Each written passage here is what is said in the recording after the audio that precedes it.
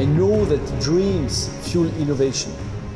And I also know that human commitment and new technologies can really change the world.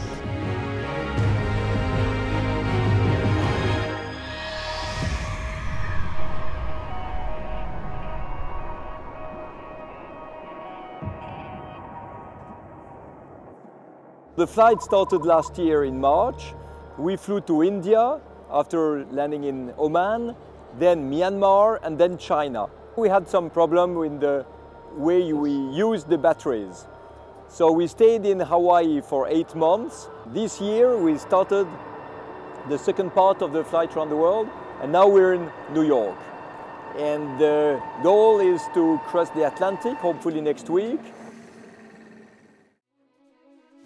We do flights for several days, several nights.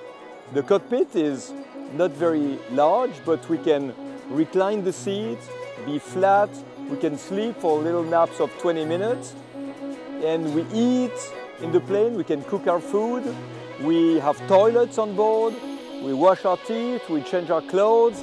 So it's not just a cockpit to fly, it's our little house in the sky. But in this house in the sky, we also need oxygen mask and an oxygen system because we climb to 28,000 feet, that means 9,000 meters. And above 4,000 meters, we need the oxygen. So we spend about 40% of our day with the oxygen mask. And the other 60%, this is when we can maybe enjoy a little bit more.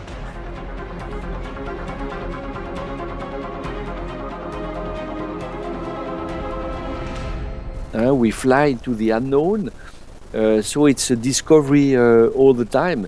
So I think what's difficult, but maybe also what's extremely interesting, is that you never know what happens there. So you have to be very flexible, you have to be very open, you know, in your mindset.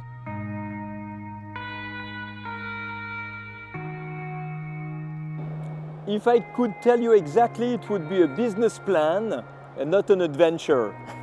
Because, you know, we are really dependent on the weather meteorological situation. This airplane is not like a normal jet-powered airplane.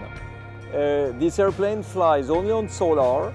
It has the wingspan of a jumbo jet, a Boeing 747, but the weight of a small car.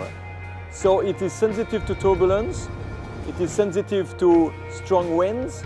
I remember when I landed in Chongqing, China, it was really very turbulent and it was rock and roll in this cockpit.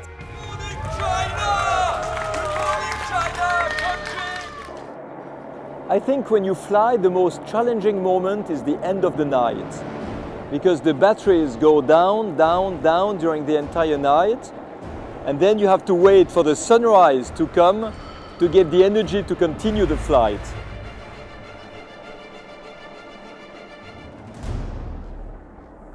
It will be a long flight, between 4 and 6 days, over an ocean.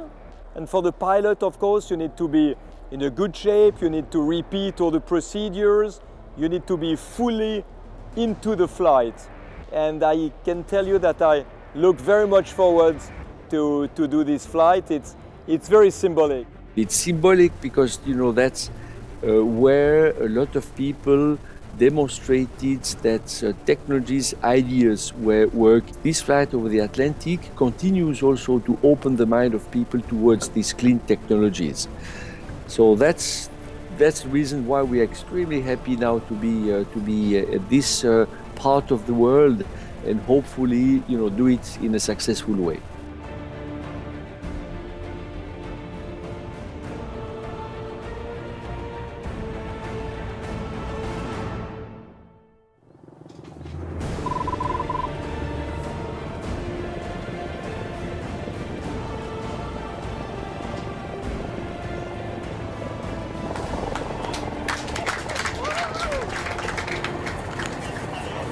Thank you. So cool. Terminated. Perfect.